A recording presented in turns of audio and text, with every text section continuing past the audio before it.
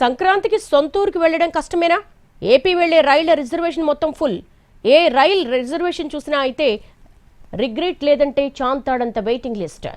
Current reservation కూడా doubt అన్నట్టుగా తయారైంది పరిస్థితి. రిజర్వేషన్ కౌంటర్ల దగ్గర క్యూ కట్టినా టికెట్ దక్కే ఆశలు లేకుండా పోయాయి. సంక్రాంతి ప్రయాణాలకు సంబంధించిన రైళ్ల టికెట్లన్నీ 2 నెలల ముందే బుక్ అయ్యాయి. పండుగకు ఇంకా నెల రోజుల సమయం ఉంది. అయినప్పటికీ ఒక్క టికెట్ కూడా అందుబాటులో లేదు. ఏ రైలు రిజర్వేషన్ కోసం ప్రయత్నించినా వెయిటింగ్ లిస్ట్ తప్ప మరేమీ కనిపించడం లేదు. కొన్ని రైళ్లకైతే వెయిటింగ్ లిస్టు కూడా కాకుండా రిగ్రెట్ అని చూపిస్తోంది.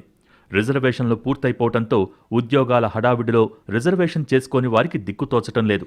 స్పెషల్ ట్రైన్స్లోనూ అదే పరిస్థితి నెలకొంది. రైళ్లలో సీటు దొరక్కపోతే 2 లేదా 3 బస్సులు మారి వెళ్లాల్సి వస్తుంది.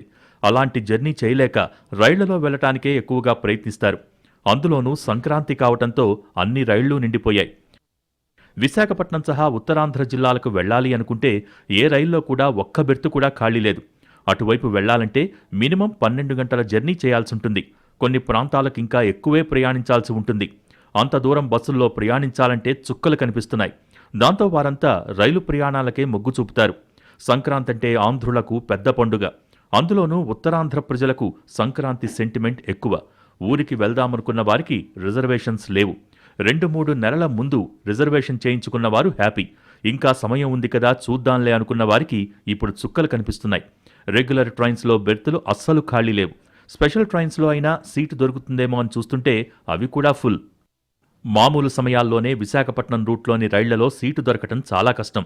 అనేక రోజుల ముందు రిజర్వేషన్ చేయించుకుంటే తప్ప బెర్త్ దొరకదు. విశాఖపట్నం, సికింద్రాబాద్ వైపు నుంచి ఎక్కువ జర్నీలు ఉన్నాయి.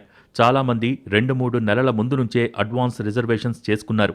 ఇప్పుడు రిజర్వేషన్ చేసుకుందామని సెంటర్కు వెళ్లినా ఆన్లైన్లో ప్రయత్నించినా బిక్కమొహం వేయాల్సి వస్తోంది.